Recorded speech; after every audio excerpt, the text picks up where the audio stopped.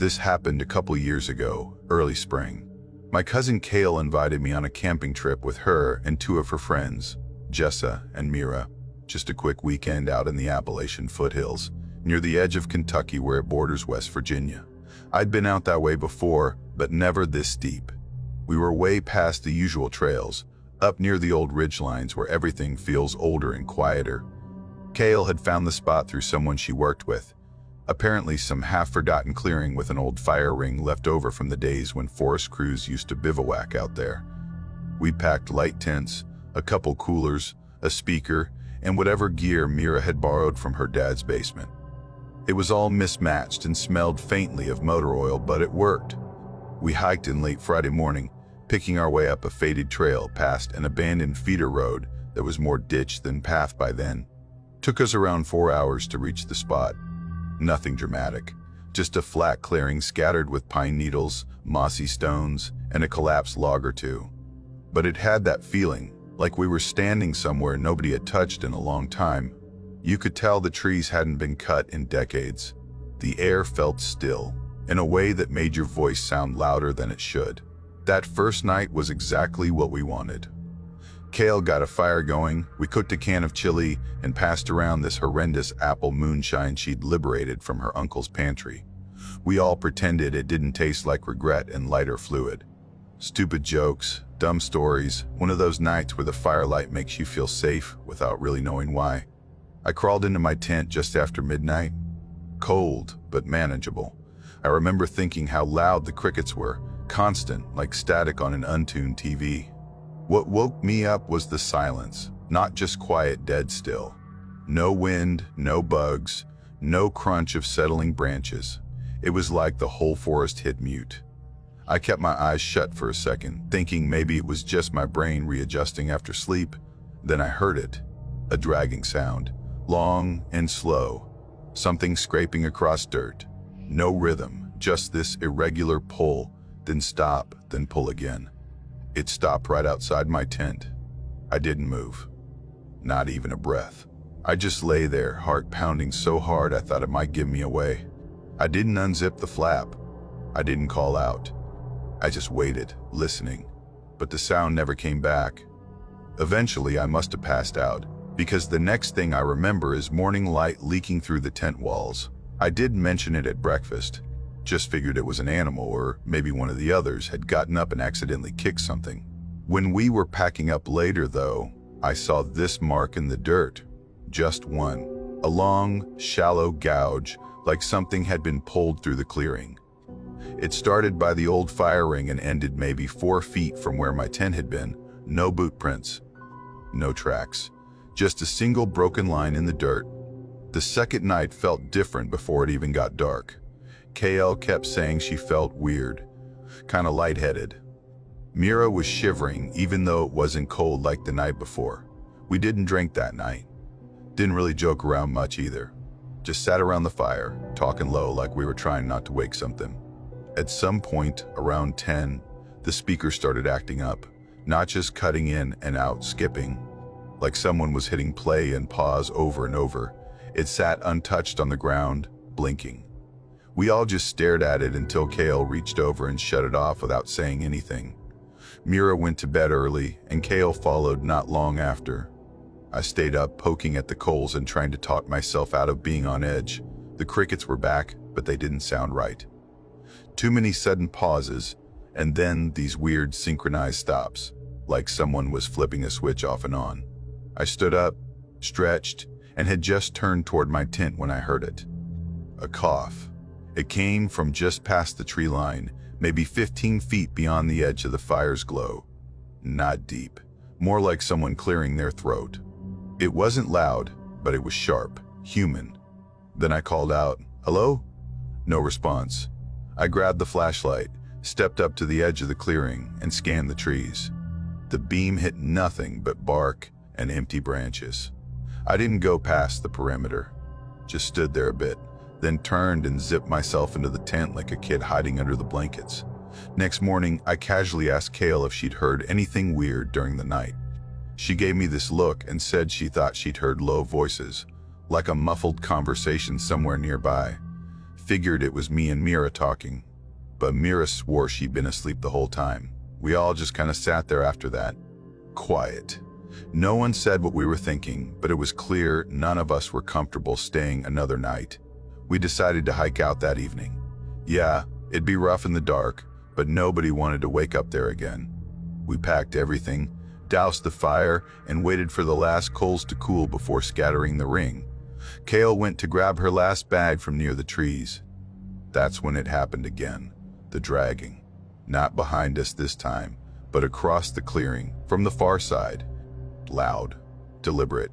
Scrape, pause, scrape. We all turned toward the sound instantly. There was nothing to see, just the usual trees and dirt. But the sound was real. It felt too close and too slow to mistake. Mira grabbed her pack without a word and started walking, fast.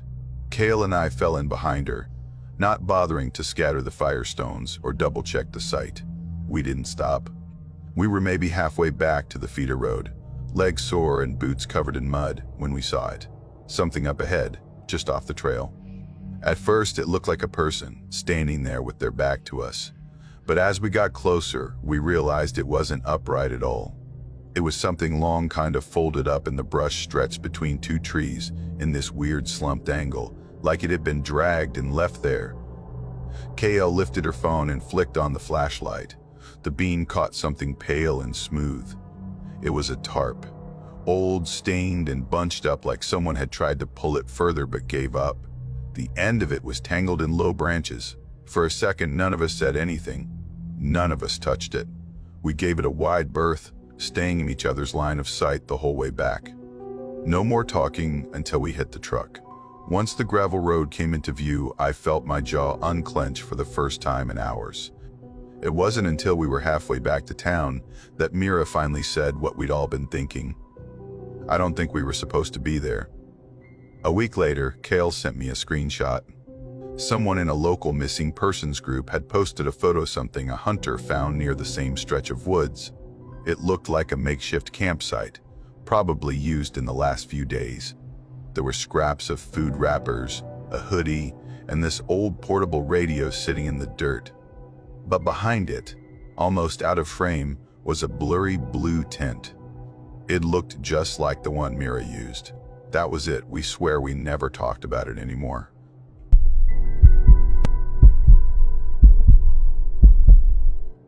My cousin Nate had been bugging me for years to join him on one of his real backpacking trips. I'd spent too many weekends sinking into the same old online rabbit holes, scrolling through dead message boards, half-reading weird survival stories and so-called true encounters with things people couldn't explain. Nate picked the spot. Said it was one of his favorites, deep in the Appalachian backcountry, not even on most maps. We had to drive about 3 hours past anything resembling a town. Then another hour down a dirt road. They got steadily more suspicious the farther we went. We loaded up our packs and started hiking around midday. The trail, if you could call it that, was barely visible, just a narrow impression weaving through brush and roots, mostly climbing. Nate was in his element, moving confidently like he knew every bend, while I trailed behind, trying not to twist my ankle. We passed a couple of those old metal trail markers nailed to trees, but most were rusted or barely visible, covered in moss or split by bark. After about 5 miles, we came to a clearing, a decent spot, quiet, ringed with tall hemlocks that blocked some of the wind. There was a blackened fire ring in the center and a small, rotting pile of firewood nearby. Someone had definitely camped there recently. You could see where pine needles had been brushed aside, and bits of burnt foil were still caught in the ashes, but there was no sign of whoever it was. We set up under the trees and got a small fire going. Nate cooked beans and rice on his camp stove while I tried to get warm. It dropped fast once the sun dipped behind the ridgeline. That first night was uneventful. A couple owl calls, maybe a fox yipping somewhere out in the dark, but nothing that set off any alarms. I think we were both asleep by 10. I woke up before dawn, probably 5 in the morning, to the sound of movement outside. At first I thought it was Nate getting up to pee, but then I realized the sound wasn't close. It wasn't a person shuffling around near the tent. It was more like something pacing, Not heavy, not crashing around, just slow, measured crunching. I sat up and listened. Nate was still zipped into his sleeping bag next to me, breathing slow and steady. Definitely asleep. I unzipped the tent just enough to peek out. It was still dark, and I couldn't see anything. But the sound stopped, like it knew I was listening. And then I heard something else. A dragging sound. Slow, steady, like something heavy was being pulled through the leaves. It moved in a wide arc, just one big loop around the camp, and then silence. No rustling, no footsteps, just dead quiet. I lay back down and stayed still. I don't know why I didn't wake Nate. Maybe it was pride, or maybe it was that weird part of your brain that tells you not to overreact, especially when you're out in the woods and you're supposed to act like everything's normal. I just told myself it was a deer or something. I tried to believe that. Later that morning, we packed up our bags and hiked up to a nearby ridge Nate wanted to show me. The view was great tree-covered hills rolling out in every direction like waves. But the whole time, I kept thinking about the dragging. I didn't bring it up. It felt dumb to say out loud. On the way back to camp, I spotted something maybe 30 feet off the trail. An old trail marker, half buried in bark, the paint almost gone. Faded red, not like the ones we'd passed earlier. It looked older, forgotten. I pointed it out, thinking maybe Nate would find it interesting. He just glanced at it and said, "Yeah, there are 1,000 dead trails out here. People used to log all through this range." That was it. No curiosity, no hesitation. Back at camp, something was off. Our food bags had been taken down from the bear line and placed on the ground. Not torn open, not rummaged through. Just moved, set there carefully. They were still tied closed. No missing items, no teeth marks or scratches. Just sitting there like someone had looked inside and decided to leave it all. Nate assumed I'd hung them wrong and they fell, but I know they didn't. I double-checked the knots. That's not something I screw up. That night, the temperature dropped again, and we built the fire high. We sat close, not talking much. Around 10, I saw something flicker out in the trees. Like a flashlight beam, just a quick flash between two trunks, maybe 20 yards out. I looked at Nate. He'd seen it too. "Think someone's out there?" I asked. He didn't answer, just kept looking into the trees. A few minutes passed. Then we heard a voice. It was soft, almost too quiet to catch, just a few syllables at a time, repeating over and over. Female maybe, but the tone was strange flat. No emotion, no urgency, like someone practicing a word they didn't understand. Nate stood up and shouted, "Hello?" No response. Then the dragging sound again. Much closer this time. I could feel the weight of it, like whatever it wasn't in a hurry. We didn't wait. We threw dirt over the fire and crawled into the tent. No lights, no talking. Just both of us sitting there, not even bothering with the sleeping bags. We each had a knife out and a can of bear spray. I held mine so tight my hand went numb. The dragging came right behind the tent. I could hear the individual leaves shifting, the slow scrape of weight moving through the brush. Then footsteps. Clear, human-like footsteps. 1, 2, 3, all the way around us in a wide circle.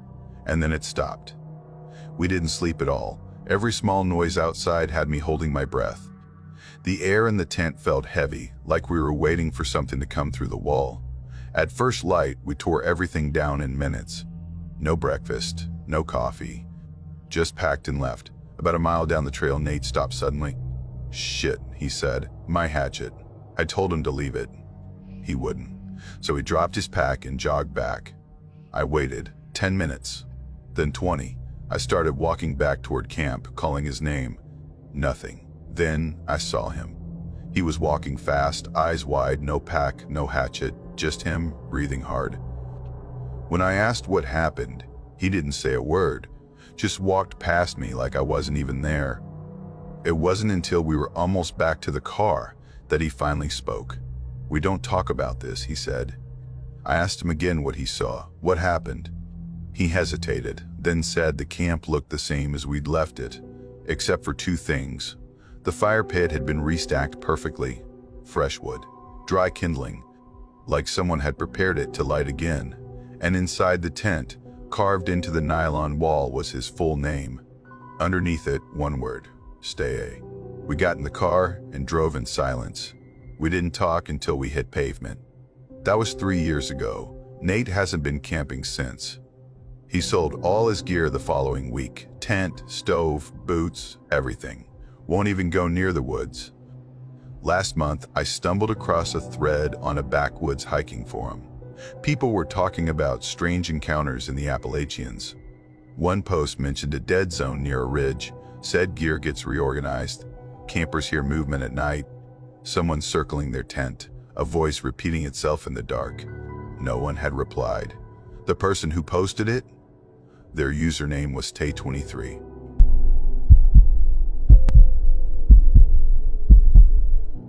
I was 19 when it happened. That summer, 3 of my friends and I decided to go off-grid for a while. We planned out 5 days of backpacking in this barely documented patch of forest near Ashburn, Virginia. Lyle was the gear guy. He brought the tent, the stove, and most of the tools. Marcus had this old printed topo map and handled the route planning. Nico, the last in our group, packed the med kit and emergency gear. I was in charge of the food. It worked. We like to joke that we were a disaster waiting to happen, but somehow our group dynamics balanced out. We parked at the end of this dirt road that had more grass than gravel, locked our phones in the glove box, and double-checked everything before heading out. It felt good in a weirdly pure way, walking into the woods with everything we needed strapped to our backs. No service, no schedule, just trees and time. The first couple of days were honestly kind of perfect. The weather held up warm in the day, cool at night. The forest was thick, but not hard to move through. We followed a stream most of the way, making it easy to refill our bottles and stay on course. No one talked much about it, but I think we were all relieved it didn't feel like a survival show episode. It felt almost easy.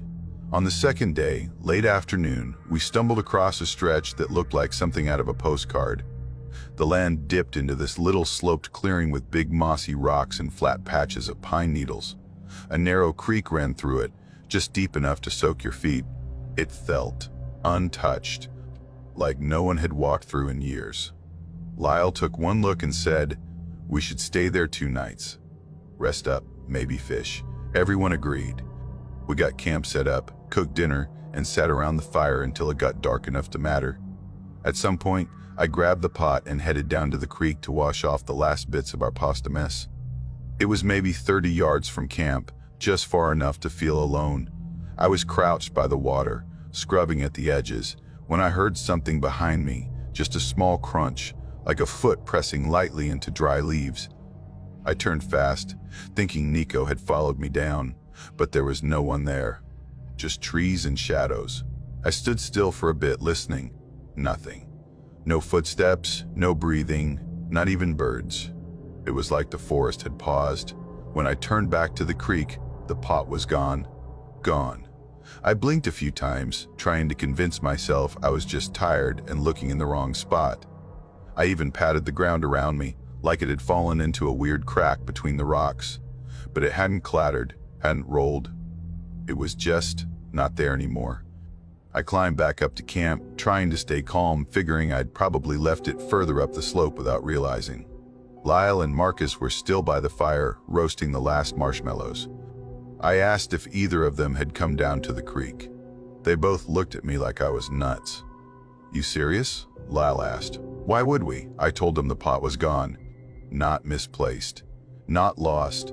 Just disappeared. They laughed at first, then stopped when I didn't laugh back. Nico came out of the tent, rubbing his eyes, and joined the search. We spent maybe 40 minutes looking. We checked every spot under logs, around the rocks, even in the trees, in case some animal had dragged it. Nothing. Eventually, we gave up. I was frustrated, but it was late, and the fire was dying. We figured we'd deal with it in the morning, maybe fashion something out of foil if we had to. That night, I woke up cold. Not the usual, slipped off the sleeping pad kind of cold, but bone-deep freezing. My bag was zipped all the way up, but I was still shaking. I sat up slowly, thinking maybe the tent had torn or shifted. Something felt wrong. The tent didn't feel like it was in the same position. That was the first thing. I unzipped the flap and stuck my head out. It was dark, pitch black. No firelight, no moon. Just the thick kind of dark that swallows your depth perception. But I knew immediately the tent had turned. We'd set it up facing the creek. Now the flap opened toward the opposite direction, toward the woods, and it hadn't just spun in place. Everything around it had shifted. My boots were sitting a few feet away from where I'd left them. Lyle's backpack had been flipped upside down, one of the straps torn loose.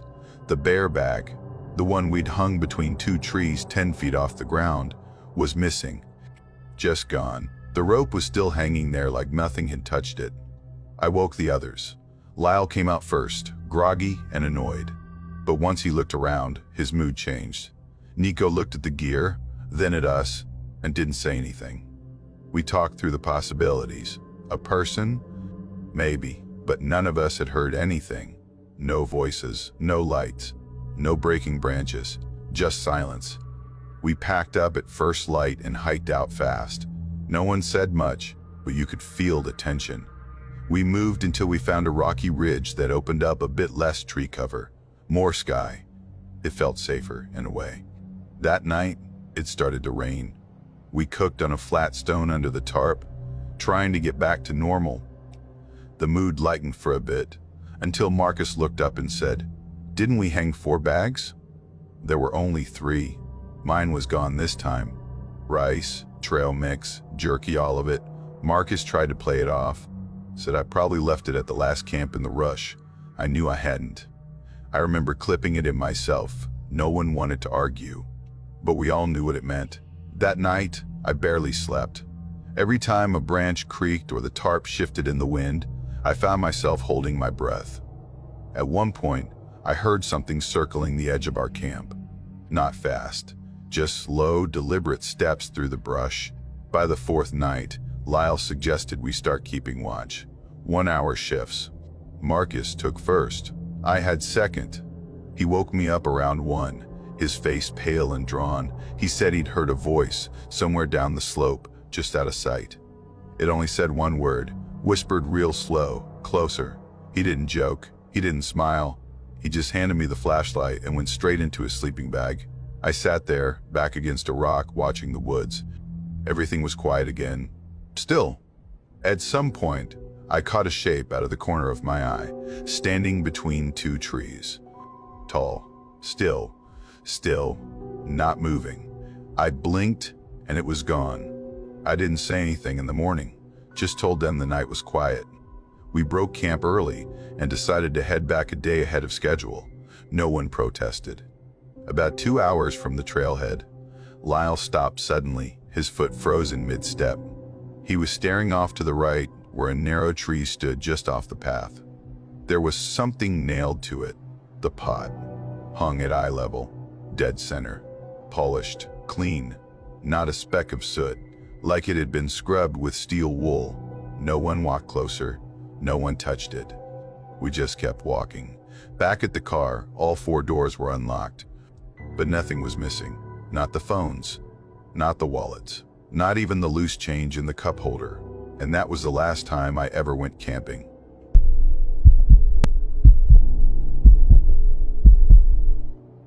We'd picked a spot down near a narrow bend of Deep Hollow Creek, out past the gravel service roads in the Shale Creek Preserve.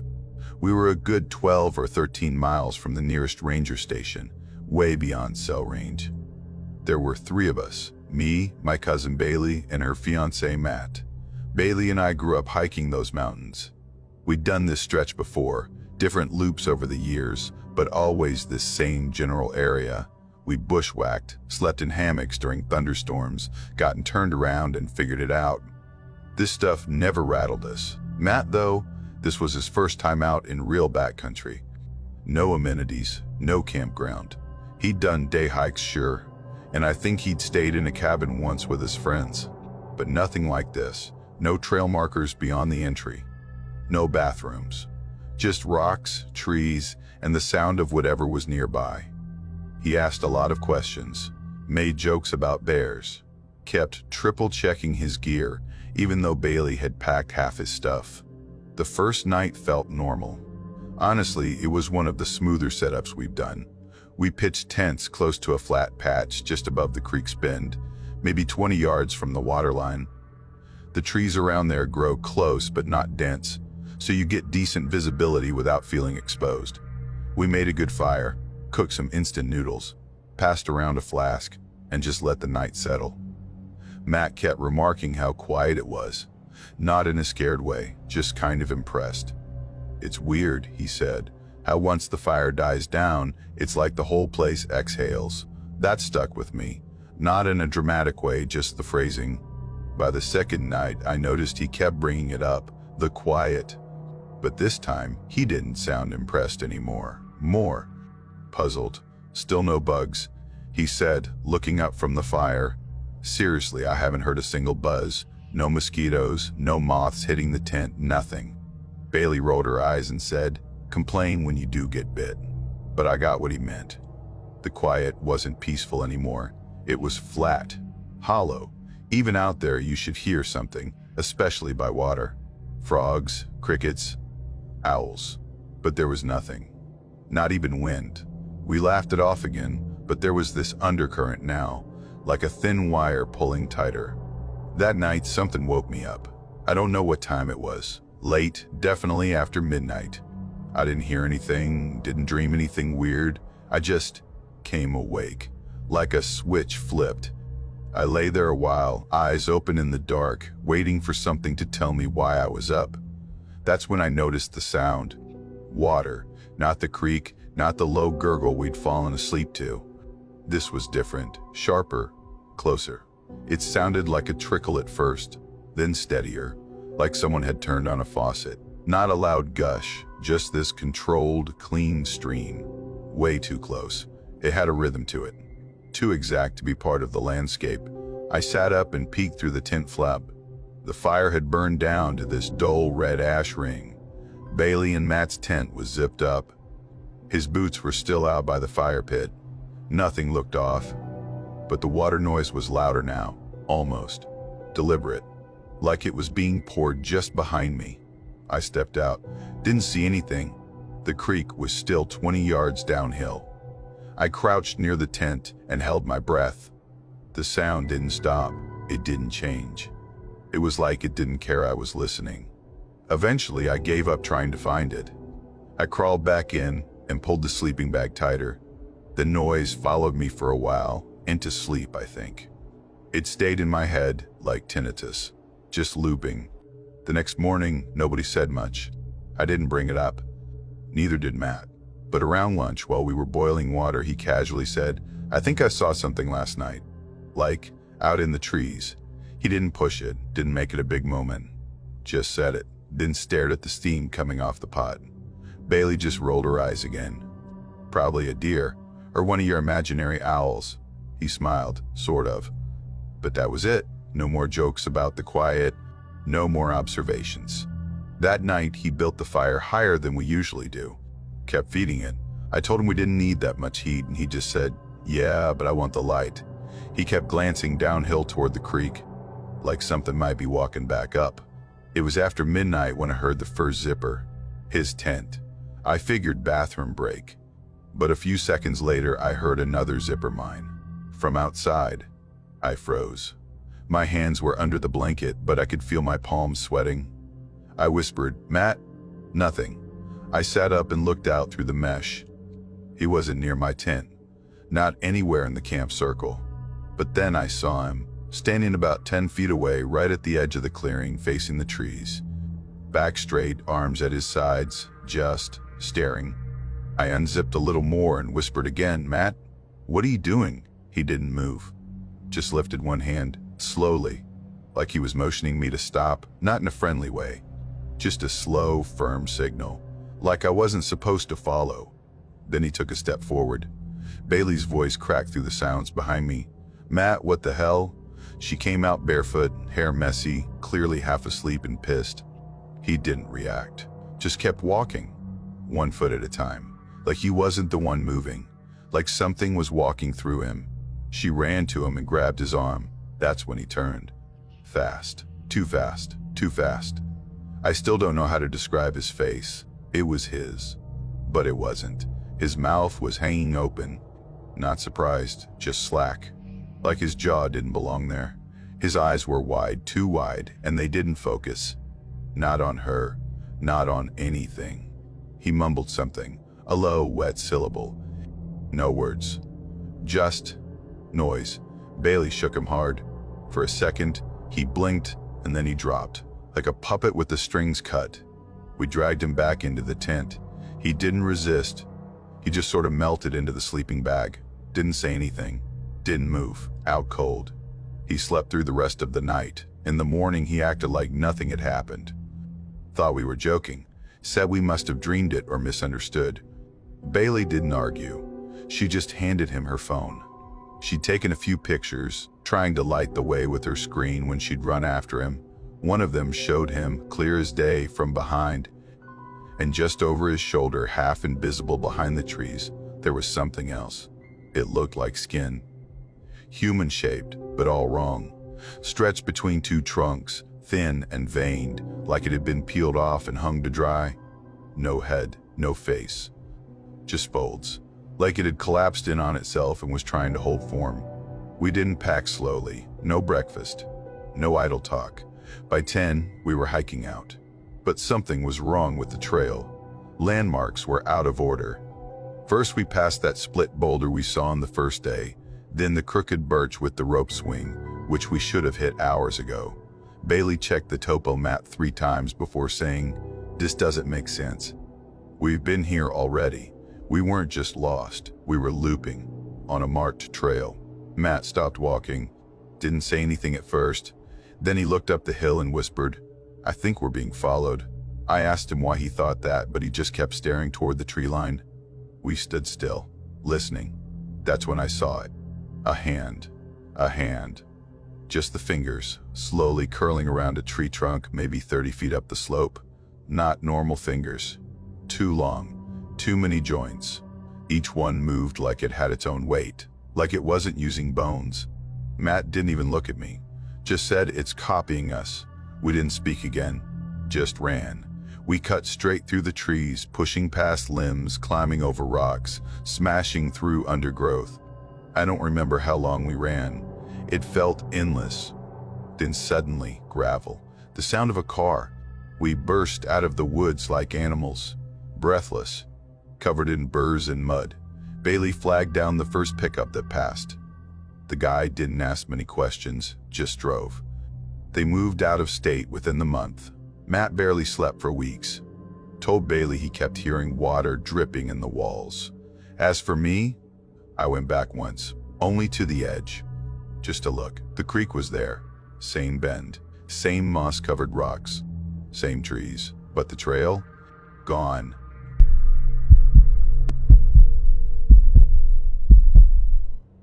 My friend Jace came up with this plan for a weekend hike along a stretch of the Appalachian Trail. His uncle owned some property way out in the woods, 3 hours from where we lived in Tennessee, and the land backed right up to the forest. We could park the truck on his uncle's land and hike in from there. It sounded like a decent way to get out of town and unplug for a couple days. I'd done my fair share of camping. My dad hunts, so I grew up tagging along on trips. I wasn't new to tents, fire starting, or hearing coyotes in the distance. But this would be my first time out that far, without other people nearby, no campground bathrooms or marked plots. Just us and the trail. There were 3 of us going, me, Jace, and our friend Eli. We packed light, just enough to get by. Sleeping bags, trail food, water filters, a camp stove. Jace had an old map his uncle gave him with some hand-drawn trails and landmarks. We left early Friday morning, aiming to cover about 6 miles before nightfall. Nothing too intense. The weather looked good, and while cell service dropped in and out, we had backup battery packs and a compass if we really needed it. That first day was fine. Long, sweaty, full of blisters and swatting at bugs, but overall fine.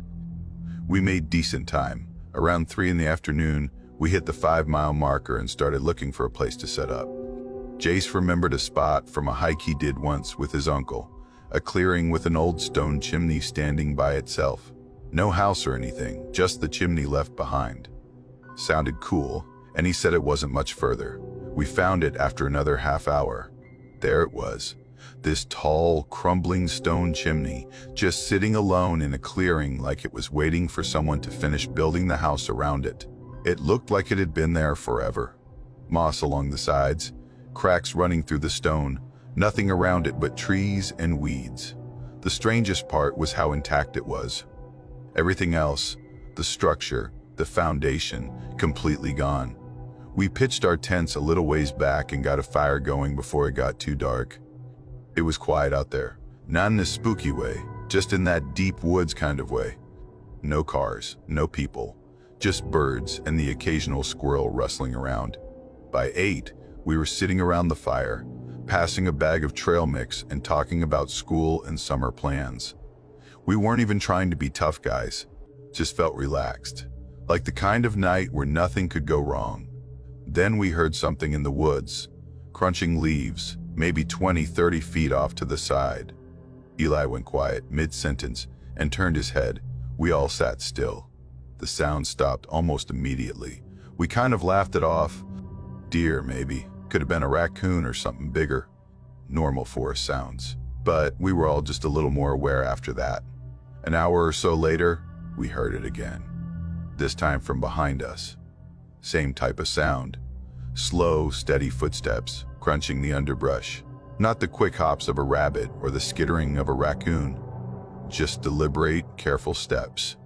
Jace stood up and called out, "Hey, we're camping here." Nothing. We listened for a while. The forest stayed quiet. After a bit, we all pretended it didn't bother us and climbed into our tents. Nobody said anything about it, but I think we were all running through the same thoughts. Maybe a hiker nearby, or some kind of animal just passing through. I woke up sometime around 3 in the morning. My bladder was screaming at me, but I really didn't want to leave the tent. I lay there for a while trying to will myself back to sleep, but it wasn't happening. Eventually, I unzipped the tent as quietly as I could and stepped outside. The fire had burned out. The clearing was pitch black. I didn't bother with the headlamp, just turned on my phone light and shuffled about 10 feet away. That's when I heard it. This soft, rhythmic scraping sound coming from over by the chimney. I froze midstream. It was faint but steady, like something being dragged across the stone. Not fast, not loud, just this slow, repetitive scrape, over and over. I aimed my light toward it but couldn't see much, just the outline of the chimney and a few twisted branches in the way. The sound stopped, and then there was something else. A whisper, not words exactly. More like someone exhaling, trying to get my attention. Just one long, drawn-out breath coming from just beyond the chimney, where the trees grew thick. My body reacted before my brain caught up. I turned around, zipped back into my tent, and lay there staring at the fabric inches from my face. I didn't sleep again that night. In the morning, nobody said anything. Jace and Eli acted normal. I didn't bring it up either. We just had our breakfast bars, packed our gear, and started up the ridge trail. We didn't see a single other person all day. Just trees, dirt, and silence. By early evening, we were back near the same clearing. It made sense to camp there again. We knew it. We had food stashed. I didn't like the idea, but I kept my mouth shut. That second night was worse. Sometime after 1 in the morning, I heard someone whispering my name through the tent wall. "Hey, you awake?" It was Eli. "Yeah," I whispered back. "Something's out there." I sat up. "Where?" No response. I unzipped the flap and poked my head out. His tent was 5 feet away, empty. I scanned the clearing with my headlamp. Found him standing near the chimney, just standing there facing the trees, still as a statue. When the light hit him, he turned his head. "Thought I heard someone talking," he said. I told him to come back to the tents. He did, slowly. Neither of us really slept after that. Next morning, Jace looked terrible. He said he'd spent the entire night dreaming about walking. Not even walking anywhere. just the sensation of walking endlessly. Said his legs were sore, like he'd been moving the whole time. We joked he was sleep hiking, but the look on his face didn't match the joke. He looked like someone who hadn't rested at all. We packed up and decided to head back early. No one argued. About half a mile down the trail, I realized I didn't have my pocket knife. Thought I must have dropped it near the fire pit. Told them I'd jog back and grab it real quick. They didn't love the idea, but I said 10 minutes, tops. I cut back through the trail, slipped into the clearing, and walked toward the fire pit. No knife. I turned toward the chimney and froze. There were footprints around it. Bare, long, narrow, way too long for any of us. And they didn't go anywhere, just circled the chimney in a perfect ring, over and over. Then I saw the knife. It was stuck into the chimney wall halfway up, blade first, wedged right between two stones like someone had driven it in there. I hadn't been near the chimney the night before. I hadn't touched it. I backed away slowly and walked out of the clearing, eyes scanning the trees the whole way, caught up to Jace and Eli. Didn't say anything. We made it back to the truck by early afternoon and drove home without stopping. That night, I had a dream. I was back in the woods, walking, but I wasn't choosing to. My legs were just moving on their own, pulling me toward the chimney. When I woke up, my calves ached, and my boots were muddy. I haven't gone camping since.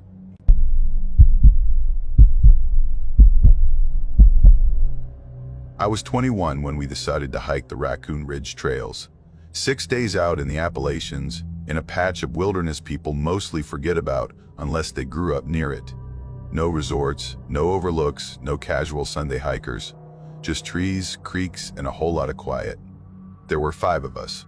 Me, my older brother Eli, his girlfriend Brenna, and 2 of his college buddies, Wes and Jonah. We'd done smaller trips together before, but this one was supposed to be our real backpacking experience. Test our limits. Get away from everything. We had decent gear, tents, food, solar chargers, GPS units. We weren't exactly surviving on moss and bugs, but once we crossed the first ridge into Old Jack's Fold, that's what the locals call that, stretch phones died completely.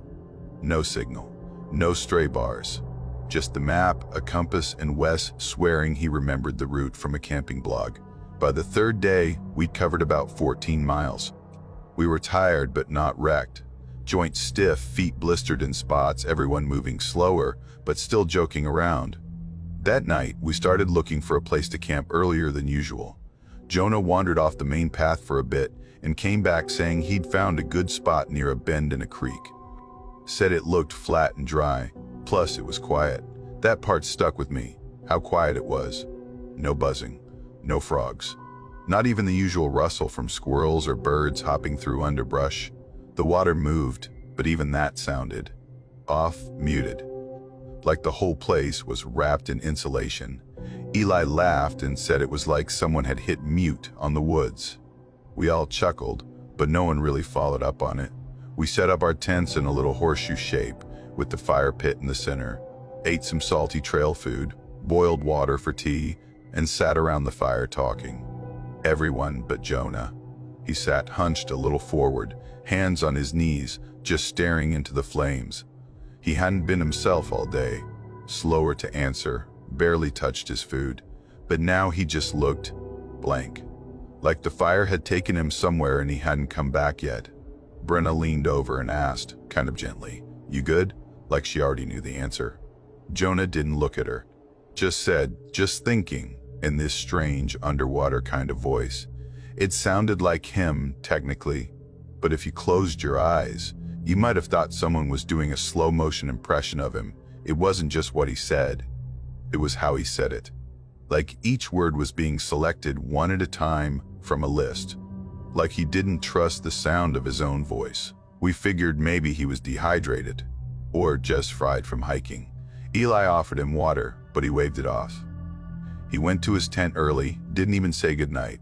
The rest of us stayed up a little longer, talking about college stories, old inside jokes, stuff like that. But I kept glancing over at Jonah's tent. Something about it made me uneasy. The silence, maybe. Or how quickly he'd gone still. Around midnight, we heard something. It wasn't a crunch or a snap or any of the usual nighttime noises. It was movement, smooth, slow, like something big was sliding along the brush. Not crashing through it. Gliding. Eli turned on his headlamp, did a slow sweep. Nothing. Just trees, shadows, and the white blur of his beam bouncing off leaves. Then came the smell. Thick, sour. Like rotting leaves and meat left out in the rain. It rolled in low and heavy like fog you couldn't see. Wes grabbed his flashlight, circled around back where we thought the noise came from. He was gone for maybe 3 minutes. When he came back, he looked pale. "Jonah's tent," he said. "It's open." We all stood up fast, walked over. The flap was unzipped all the way and pinned back neatly like someone had tied it that way on purpose. Inside, his sleeping bag was empty. His pack was still there. Headlamp, water bottle, even his coat. The only thing missing were his boots. We called his name. Nothing. Walked to the edge of the creek, checked the nearby game trail. No sign of him, no footprints, no splashes. If he'd gone out to pee, we would have heard something, seen something, but there was nothing. We didn't want to panic. Told ourselves maybe he wandered off to clear his head and got turned around. We left a lantern on, waited. Slept in shifts, if you could call it that. Just before dawn, I heard something crunch. Real footsteps this time, from the wrong direction. Not the trail, not the creek. From the thick trees behind us, the direction no one had gone. It was Jonah. He walked straight into camp. Shirt torn down one side, arms scratched up like he'd crawled through bramble. His face was smudged with dirt, but his expression was calm. Too calm. He didn't say a word. Eli rushed over and said, "Where the hell did you go?" Jonah didn't answer. He walked past all of us and sat back down by the dead fire pit like we were still mid-conversation. Wes crouched beside him and said, "Man, what happened?" Trying not to sound scared. Jonah blinked once, then said, flat as paper, "I wasn't supposed to come back." None of us knew what to say. Eli asked, "Come back from where?" Jonah looked up at him real slow and said, "She's still out there." That was it. He lay down right there on the dirt, didn't explain, didn't move, didn't even pull his coat on. The next morning, he acted like nothing had happened. No memory of leaving the tent. No memory of the scratches. Laughed when we asked. Thought we were messing with him. But I checked his boots while he was eating. Caked in dried mud, dark and packed in deep. But the insides, dry. No signs he'd been near the creek or stepped in anything wet. That night, we camped 2 miles east, closer to the trailhead. Still in the woods, but somewhere that felt a little less watched. Just after sunset, we heard the voice. A woman, not yelling, not whispering, just calling Jonah's name. Slow, measured, over and over. It didn't echo. It didn't move around. It was just there, hanging in the trees. Every direction at once. Brenna started crying. Eli shouted back, thinking maybe someone was injured. But the voice didn't answer. Just kept saying Jonah's name. Same rhythm, same tone. Jonah froze. Didn't blink, didn't turn his head. Like his body was still, but his ears were tuned to every syllable. After 10 minutes, the voice stopped. Like a record being lifted off the turntable. We packed everything in silence. Didn't even argue, just started moving. We hiked through the dark, made it 5 miles before our legs gave out. Sat in a cold circle, backs against trees. No one slept. By mid-morning, we ran into a park ranger. Name tag said Maddox. First thing he asked was if we were the group camped downriver. Said someone reported distant yelling the night before. We gave him the basics, didn't dramatize. Just facts. He didn't look surprised. Just nodded slowly and said, "You camp near Old Bend?" We nodded. He sighed and said, "That trail used to run through burial land." Stories go back a long way, folks hearing voices, coming back wrong. Then he said, "They call her the Crooked Eye Woman." He didn't say much more, just told us to stay on marked trails, avoid unlisted bends, and don't follow game paths no matter how flat they look.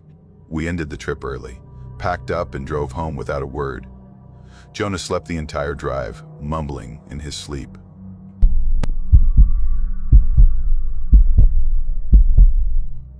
We were 4 days into this week-long hiking loop through a quiet, out-of-the-way patch of forest down in northern Halberd County. There were 6 of us, all in our mid-20s, give or take a year. None of us were pros or wilderness survival experts. We just liked camping, hiking, getting out of town. This time, we wanted something different. Off-grid. Real isolation. The trail we picked ran through a patch of land technically listed as a preserve, though I don't think it had been maintained in decades. The ranger who signed off our permit didn't even look up from her desk. Just asked if we had our own gear and a beacon. Told us we wouldn't get cell service past the 2nd mile. Said we'd likely be the only ones out there. That sounded good at the time. The trail looped through pine forest, old dirt roads that were probably used for mining 50 years ago, and 2 fire towers so rusted you couldn't get more than 3 steps up before the metal screamed under your weight. It felt like stepping back in time. There weren't markers or signage past the first day. Just a worn path, barely visible through ferns and undergrowth. We were tired by the 5th day. Muscles sore, feet blistered, clothing crusted with dried sweat and trail dust. But we were still in it. The kind of tired that feels earned. That night we made camp down by a narrow creek, just under a low ridge. The water barely moved. You could hear it trickle if you stood still. The air had a strange weight to it, like the silence was thicker than it should have been. No birds, no rustling, just stillness.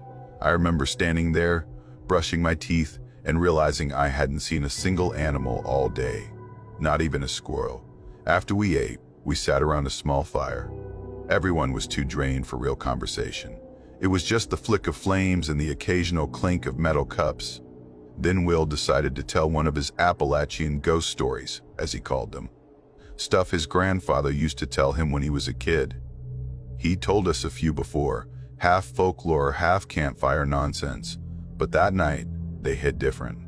He talked about these old warnings from the area. Not just ghosts or monsters, things that weren't supposed to have names. Creatures that mimicked voices. Places that shifted if you walked through them twice. He said names had power out here, and that if you said the wrong one out loud, it would find you. We all kind of laughed, but not too hard.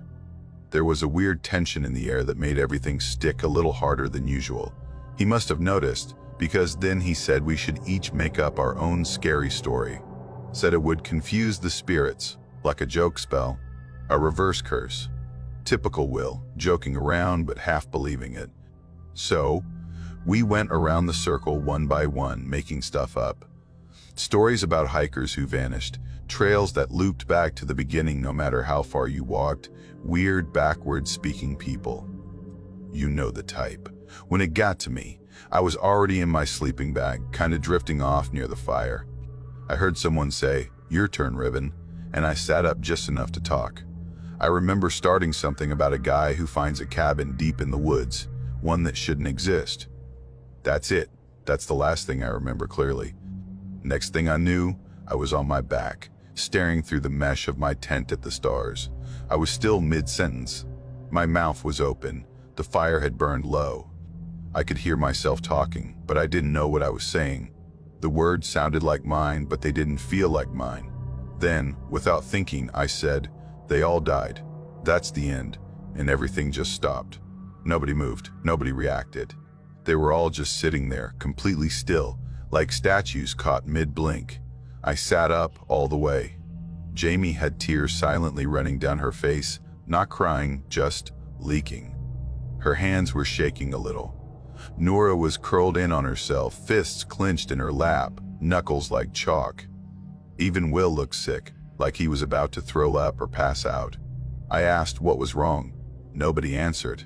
Later, after we'd all gone to our tents, I whispered to Jamie. She was sharing with me that night. I told her I didn't remember what I'd said. She looked at me for a long time, then said, very quietly, "You never opened your eyes." I asked again what I said. She didn't answer, just turned her back. In the morning, Nora and Ellie were gone. They left a note on the back of a torn trail map.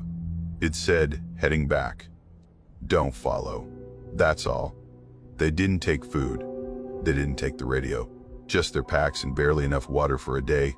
We stood around that note like it might explain something else if we stared long enough. Nobody had a good idea what to do.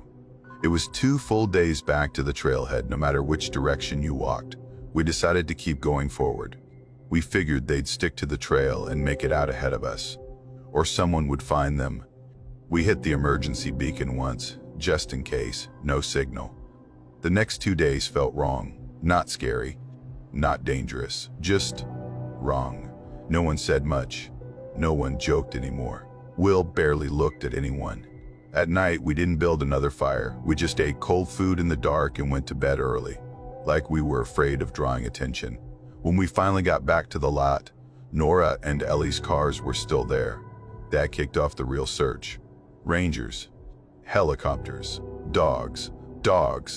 They found the girls 6 days later, 20 miles southeast of where they should have been, way off trail, no shoes, dehydrated, cuts all over their legs, silent. They didn't talk. Not to the Rangers, not to their parents, not to each other. We waited weeks. I half expected someone to send a group text to try to piece it together. But nothing happened until Jamie ran into Ellie through a mutual friend. She asked her what happened out there. Ellie didn't say much, just one thing. She said, when I told that story by the fire, it wasn't random, it was like it knew her. Like I was describing things only she would have known.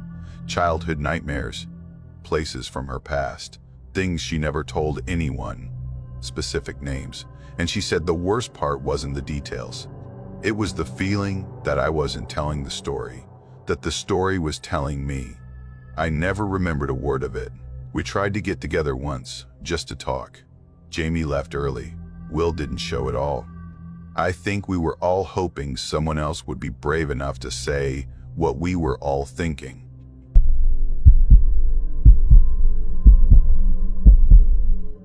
I was 27 when I decided to go camping alone for the first time.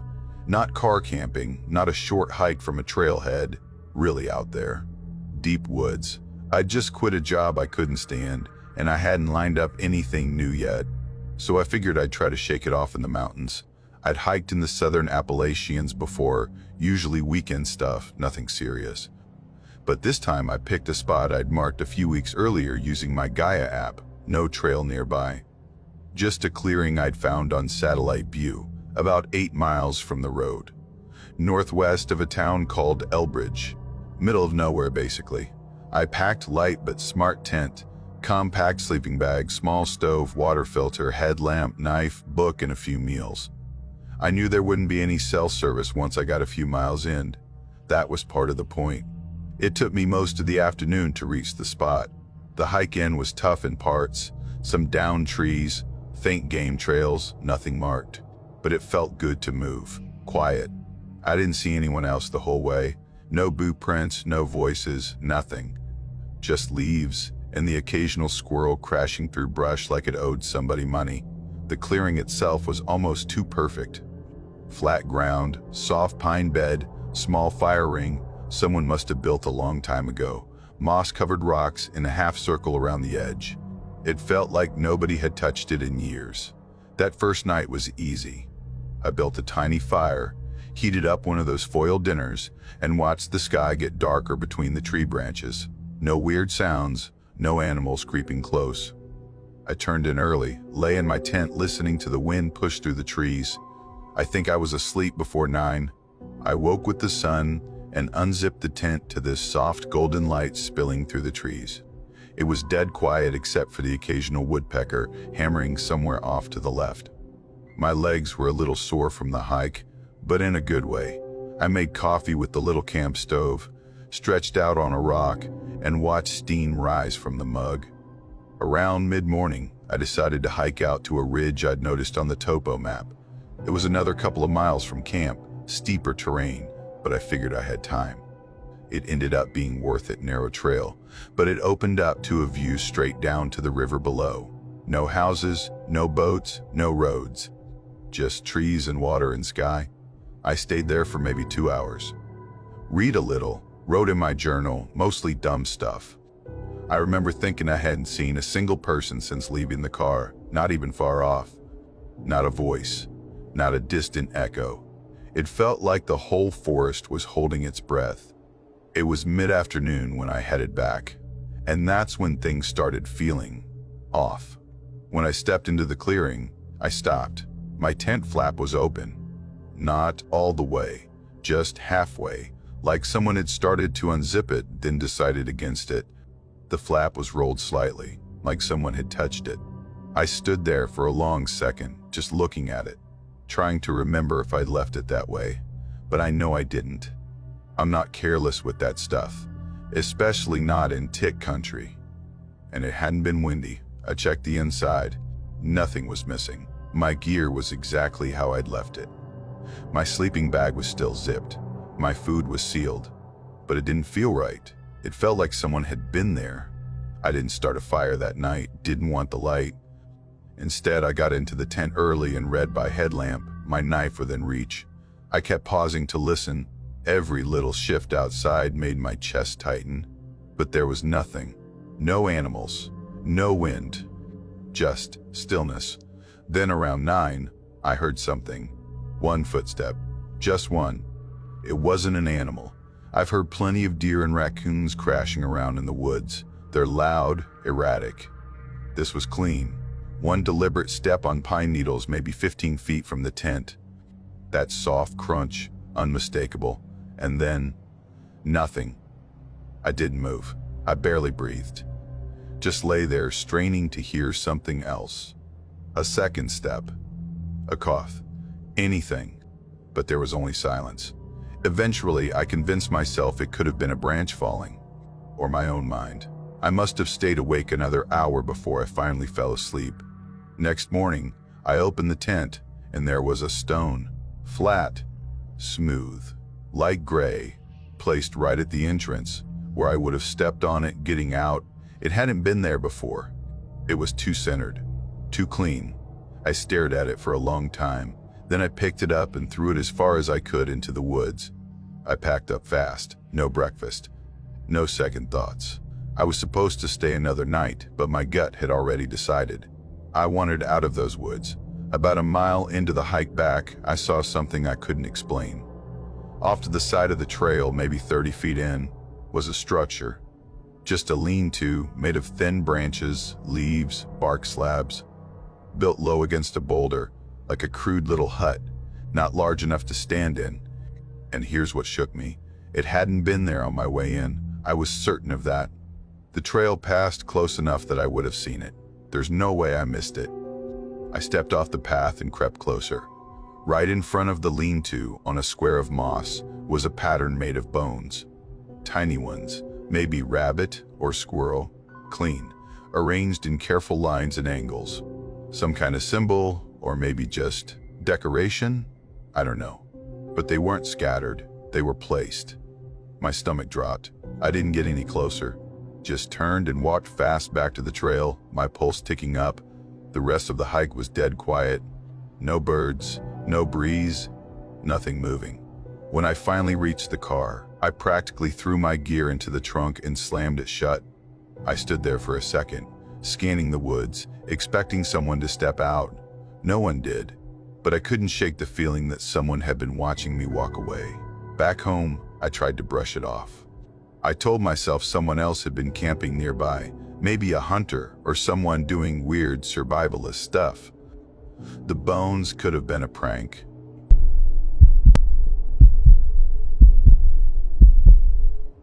My cousin Adam had been trying to get me into backcountry camping for a while. I'd always dodged it, said I was too busy or didn't have the right gear, which was partly true, but mostly it was just that the idea of being miles away from everything never really appealed to me the way it did to him.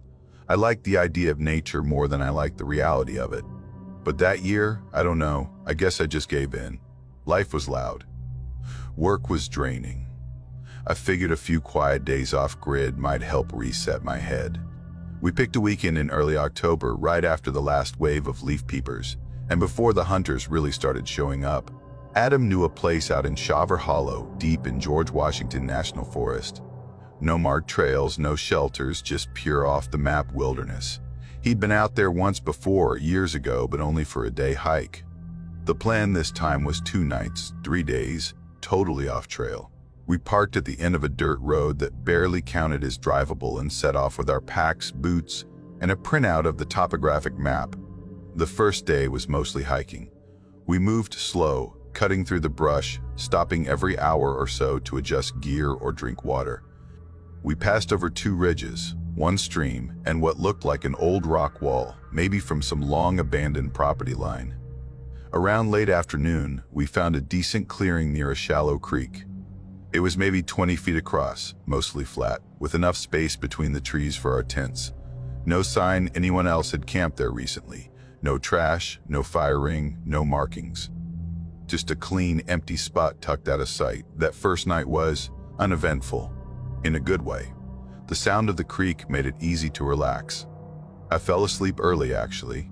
Didn't even stay up for the stars. The next morning, after breakfast, Adam decided he wanted to try fishing up the stream. I wasn't in the mood to sit still, so I figured I'd explore a bit. There was a ridgeline to the west that looked like it might offer a view, so I grabbed my water bottle and headed out solo, just to stretch my legs. It took maybe an hour to reach the top. Nothing too strenuous, but the terrain got messy, thick underbrush, uneven rocks, spots where it felt like the ground dipped without warning. I followed a deer trail for a while, but even that vanished eventually. Just trees and more trees. That's when I saw the first cairn. Just off the path, if you could call it that, right in the middle of a half-cleared patch. 6 stones stacked with real care. Balanced perfectly too. At first, I didn't think much of it. Hikers leave those sometimes to mark the way, but this one was odd. The rocks were wrong for the area. Pale gray, almost white, worn smooth like river stones. We were on a slope, far from any water that would have shaped them like that. They didn't belong. Still, I didn't touch it. Just noted it and moved on. Then 10 minutes later, I saw another one. Smaller, leaning slightly, but the same type of stones. This one was sitting in a little hollow, surrounded by pine needles and half-rotted logs. I started feeling uneasy. I told myself maybe Adam had built them on his last trip, just messing around. But he would have said something. And even if he had, what were the odds I'd find them that easily, that far apart? I kept going for another few minutes. Found a third one.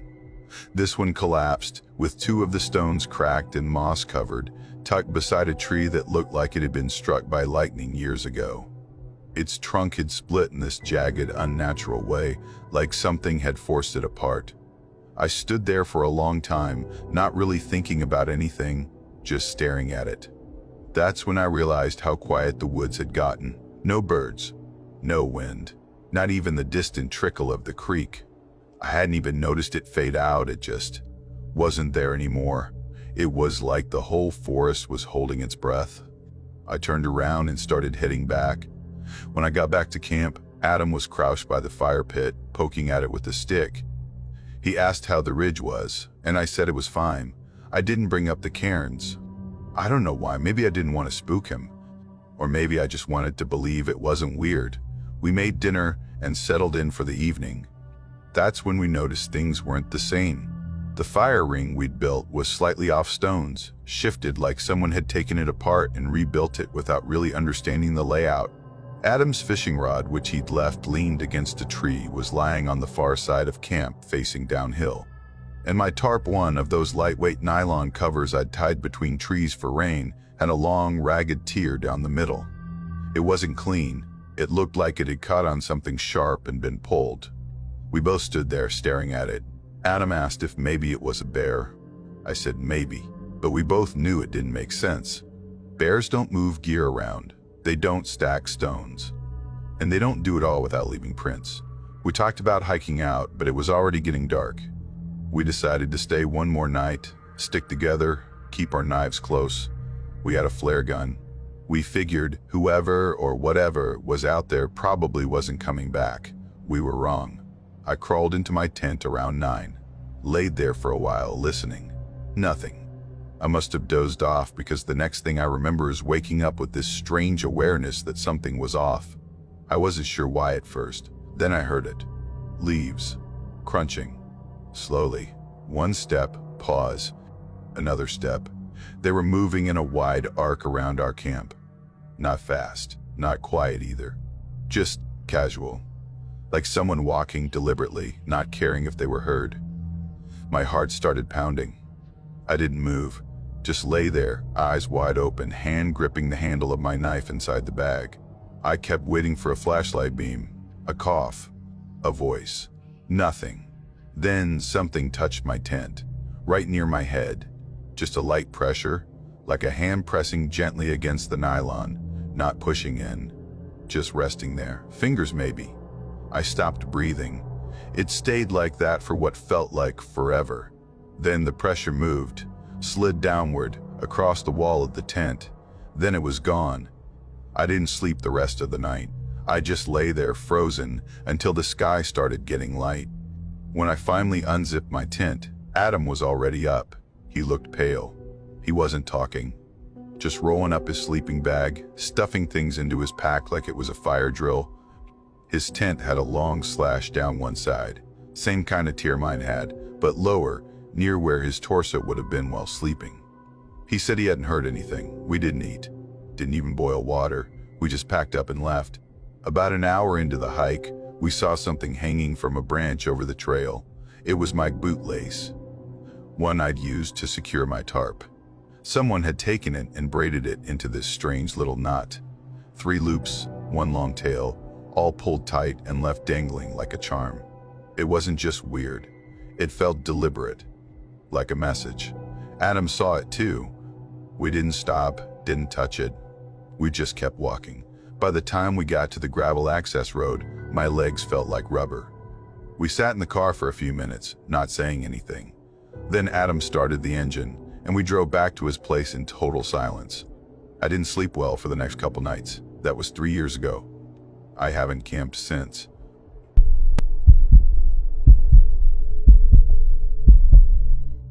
I was 22 when I went camping with my cousin Mitchell in the eastern part of the Appalachians. He was 23, lived a couple counties over, and had grown up with these hills practically in his backyard. Out of nowhere, he texted me one evening with this idea about getting away for a few days. Said backcountry camping had helped him when things got heavy in his own life. Told me the solitude might clear my head. I didn't have a better plan, so I said yes. We met up just after sunrise, threw our gear into his beat-up SUV, and drove for hours on back roads. Eventually, we ditched pavement for gravel, and then gravel for dirt. He kept saying things like, "Almost there, and you're gonna love this spot," but I noticed there wasn't a trailhead or parking lot in sight. We left the car behind a row of trees and started hiking. Mitchell led the way, cutting through brush and ducking under branches like he'd done it 100 times. I just followed, hoping I wouldn't twist an ankle. He said the place we were going wasn't marked on any park maps. He and a buddy had found it years back while trying to escape some crowded trailheads. You had to go past a dried creek bed, then keep left after a collapsed section of logging road. It felt less like a hiking route and more like following someone's memory, but I didn't question it. The way he talked about the place like it was a secret he only shared with people he trusted. It felt wrong to interrupt.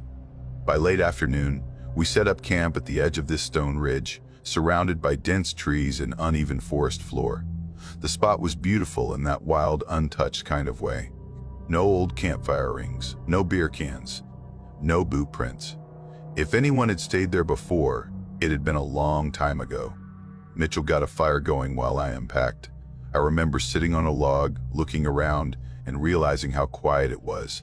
No distant traffic, no planes overhead. Even the birds weren't making much noise. It should have felt peaceful. Instead, something about it made my skin crawl. That night, I couldn't sleep. Mitchell was out cold as soon as he hit his sleeping bag, but I lay there staring at the roof of the tent, listening. Around 2 or 3 in the morning, I heard it footsteps. Not the random noises you get in the woods, like branches settling or leaves shifting. Actual steps. Slow, measured, circling our tent in a deliberate pattern. I held my breath and listened hard. Whatever it was wasn't heavy like a bear. It wasn't stomping around. The steps were light but careful, like someone trying to stay quiet and just failing by a little. Mitchell didn't stir. I remember glancing over and seeing his silhouette motionless. breathing steady. I didn't move either. Didn't even reach for the flashlight. I just lay there, listening, every muscle locked up. I kept waiting for the sound to start again, or to stop completely. Eventually it faded, and the forest went quiet again. I must have dozed off after that, because the next thing I remember it was morning and the tent was glowing with sunlight. Mitchell was already up, boiling water over the fire like nothing had happened. I thought about telling him what I'd heard, but stopped myself. Maybe I'd imagined it. Maybe it had just been a deer or wind shifting something around. I didn't want to sound paranoid, so I kept quiet. That day, we went deeper into the forest, following a ridge that dipped into this overgrown basin. The trail was barely there, and most of the time we were just moving through thick brush. There were these weird ferns everywhere, darker than normal, almost black in the shadows. The trees were tall and gnarled, and nothing looked like it had grown in the right direction. It was dead quiet again. No birds, no rustling, not even bugs. Then we found the structure. It was this short, rounded stone building tucked against a slope about 10 feet tall, partially collapsed, completely overgrown with moss. Definitely man-made, too small to live in. Maybe a root cellar or an old smokehouse. Mitchell's eyes lit up when he saw it. He wanted to check it out right away. I said no. Something about it just felt wrong. The air around it was colder, like we walked into a refrigerator. And there was this smell, sharp and metallic, like wet coins mixed with rot. Not the kind of rot you get from a dead animal. Something else. He went in anyway. Told me to stay put, which I was more than happy to do. I stood back and watched the doorway, counting the seconds. He was inside for maybe 20. When he came out, he looked pale, shaken, like he'd seen something he couldn't explain. I asked what was in there, and at first he just said bones. I thought he meant animal bones, but then he added they were big, too big to be deer, flat teeth, and one of the skulls. Someone bored a hole right through the center. We didn't talk much after that, hiked back to camp mostly in silence. Mitchell wasn't joking around like earlier. He didn't poke at the fire or mess with his gear like he usually did. That night, he barely touched his food. I asked him again what else he saw in the stone hut. He looked at me for a long second, then just said, "I don't think we should have come out here." That night, I heard footsteps again. This time, they didn't just circle the tent. They stopped right outside. Then the zipper started to move. Slowly, just a few inches. Not enough to open the flap fully, but enough that I could hear the nylon shifting. I reached out toward my flashlight, and that's when Mitchell grabbed my wrist. Hard. He was awake, breathing fast, shallow. We didn't speak. We didn't move. We just listened. The zipper closed again, and then everything went quiet. We didn't wait for sunlight. As soon as it was bright enough to see, we started packing. No fire, no breakfast. We left behind anything that wasn't absolutely necessary. Mitchell didn't speak the whole time. Just kept looking over his shoulder like he expected something to be standing there. On the way out, I asked him again what he saw in that stone building. He said there were carvings, symbols burned into the wooden beams, letters or shapes he didn't recognize, and something on the wall, a photo. Water damaged, curling from moisture but still visible. Faces. And one of them, he swore, looked like our grandmother when she was young. We kept walking, hoping to make it out before dark. But something was wrong. The trail didn't line up the way it should have. The dry creek bed? Gone. Or maybe we passed another one that looked exactly like it. Landmarks started to blur together. It didn't feel like we were retracing our steps. It felt like the forest was shifting. We had to stop and set up camp again. That night was worse. Sometime around midnight, I woke up to this sound, low, rhythmic chanting coming from deep in the trees. A voice, steady and fast, saying something I couldn't understand. It wasn't English. It wasn't any language I'd ever heard. Just syllables looping over and over, too fast to process. Mitchell sat bolt upright. "We're leaving," he whispered. Now, we didn't argue. Didn't plan. Just grabbed our packs, flipped on the headlamps, and started walking. For hours, we moved through the dark. The chanting got quieter, But it didn't stop until we were almost back to the logging road. By the time we hit the highway, the sun was coming up. That was the last time I saw Mitchell. 3 days later, he drove his truck off a ravine along Route 17. The official report said he'd been drinking and fell asleep at the wheel. But Mitchell didn't drink, not even at family parties. And he wasn't heading home. He was miles off his usual route, heading back toward the forest. After the funeral, I started getting calls from his number. No voice, just silence. Sometimes there was a soft shuffling, like someone adjusting in a tight space. I blocked the number. Then the voicemail started. 3 in total.